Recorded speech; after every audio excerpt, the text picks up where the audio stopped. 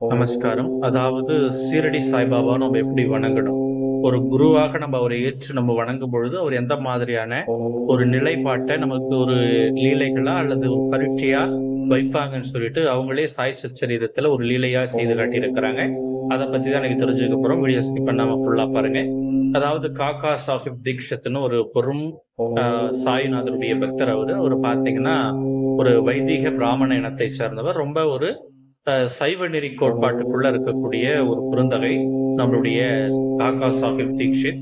இவரை பாபா சோதிக்கணுன்றதுக்காக என்ன செய்யறாருன்னா, அவர் மட்டும் இல்ல, அவருடைய உயர்ந்த சீடன் யாருன்னு ஒரு சோதனை பரீட்சை செய்யணுன்றதுக்காக என்ன ஆகுதுன்னா, ஒரு நாள் பாத்தீங்கன்னா ஒரு வயது முதிர்ந்த ஒரு நபர் என்ன செய்யறாங்க, ஒரு வலுவிழந்த ஆட்டை அழைத்துட்டு வந்து, இதை என்னால இனிமேட்டு வளர்க்க முடியாது, சோ இதை நீங்க வழங்க அல்லது இதை வந்து இரையாக்கிக்கன்னு சொல்லிட்டு பாபா கிட்ட மசூதியில விட்டுட்டு போயிடுறாங்க. பாபாவும் அதை இரையாக்கணும், சோ அதை நீங்க வந்து யாராவது ஒருத்தவங்க அந்த ஆடை வெட்டணும்னு சொல்லி ஒவ்வொரு நபரா கூப்பிட்டு அழைத்து சொல்றாங்க. குறிப்பா பாத்தீங்கன்னா, அவருடைய நண்பனாக விளங்கக்கூடிய ஒரு அவர் ரொம்ப அவர் வந்து பாத்தீங்கன்னா இஸ்லாத்தினுடைய தோழர். அவர் எப்பொழுதுமே பாபாவோடவே இருக்கக்கூடிய மனிதர்.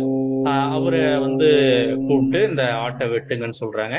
அப்ப அந்த கத்திய போயிட்டு இங்க சாதேவின் வாதான்னு சொல்லுவாங்க, அந்த வாதாவில வந்து வாங்கிட்டு வந்து இந்த கத்தியை வெட்டுங்கன்னு இந்த இஸ்லாமிய தோழர்கிட்ட பாபா சொல்றாங்க.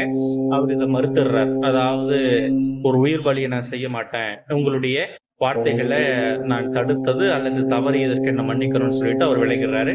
அடுத்தது ஷாமா, மாதவரா தேஷ்பாண்டேன்னு சொல்லுவாங்க, அந்த ஷாமாவை கூப்பிட்டு அழைத்து, அவர் பாபாவோடு நெருக்கமான இருந்தவர், ரொம்ப நெருங்கிய நண்பரும் கூட. அவரை கூப்பிட்டு இந்த மாதிரி இதை வந்து வெட்டணும்னு சொல்லும் போது அவர் என்ன செய்யறாரு, இன்னொரு வாதாவுக்கு போயிட்டு கத்தி வாங்கிட்டு வர்றதுக்காக போயிட்டு அங்கேயே அவர் தங்கிடுறாரு. அப்ப இந்த நிலைகளை எல்லாம் பார்த்த பாபா நம்மளுடைய காக்கா சாஹிப் தீக்ஷித்தை கூப்பிட்டு, நீங்க இந்த ஆட்டை வெட்டுங்க. அது வரைக்கும் உயிர் பலி என்பதே அவருக்கு என்னன்னு தெரியாது.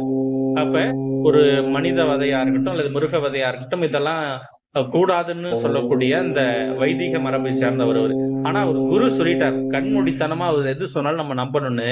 வேட்டியை மடித்து கட்டி கத்தியை ஓங்கி நிக்கிறார். அப்ப வந்து பாபா நில், நீ இத ஒரு வைதிக பிராமணர் ஆச்சு, நீ எப்படி இதை வெட்ட முடியும்னு பாபா கேட்கும்பொழுது நம்மளுடைய தீக்ஷித் சொல்றாரு, குரு எந்த வழி காட்டுறாரோ அதன் கண்மூடித்தனமா நம்புறான்.